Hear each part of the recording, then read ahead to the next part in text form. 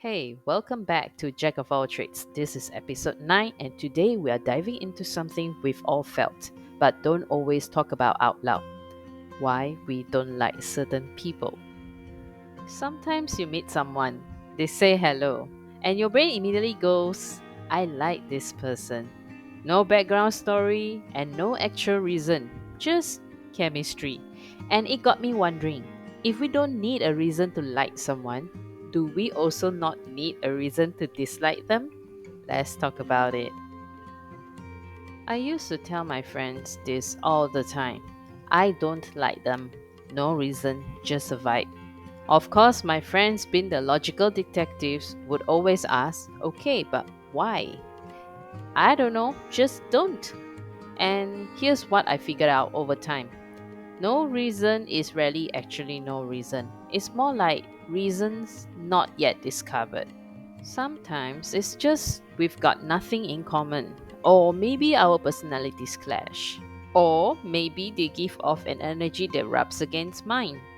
Funny thing is, some of those people I once disliked, later on I actually liked them once we found some common ground.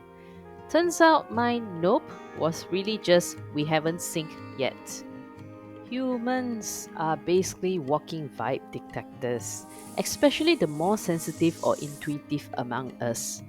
We pick up on everything: tone, body language, sense of humor, even how someone pauses between sentences. Sometimes our brains take all that information, process it in zero point 0.2 seconds, and stamp it with a big old nope without giving us an explanation. And here's where it gets tricky.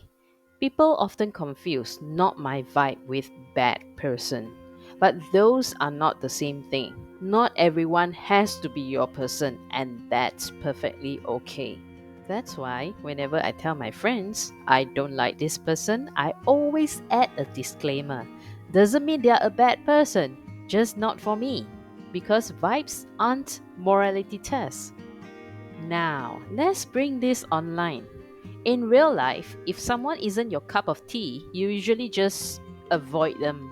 No dramatic announcement whatsoever. You just politely turn them down whenever they invite you to hang out. But online, oh, people don't just walk away. They set up camp in the comment section and throw digital tomatoes. I see it all the time with YouTubers and streamers. Instead of quietly clicking away if they don't vibe, people will post rants, hurl insults, and basically bully. Imagine walking out of a cafe because you didn't like the music. But before you leave, you stop, turn to the barista, and scream, your playlist sucks and so does your face, then slam the door. That's exactly what comment sections look like some days, and it's wild. Like, no one asks for that kind of energy. Look, we all have people we don't click with. That's just life. But the next time you're about to type something nasty about a creator or honestly anyone, pause and check yourself. Do I actually dislike this person, or do we just not vibe? Is there harm in just walking away quietly instead of throwing digital rotten eggs? Would I scream this in someone's face in real life? And if the answer is yes, we need to have another conversation. My dear friends, not vibing with someone doesn't make them a villain, and it doesn't make you one either. It just means you're tuned into a different frequency. Seriously, we all need to be careful with our words. We don't know what someone's going through.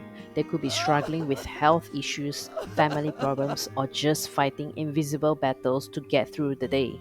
One cruel comment could feel like the final straw, and trust me, you don't want to be the person who delivers that. So let's normalize this. If someone's not your vibe, that's fine. But you don't need to announce it, and you definitely don't need to throw hate. Sometimes the kindest thing you can do is scroll away in silence.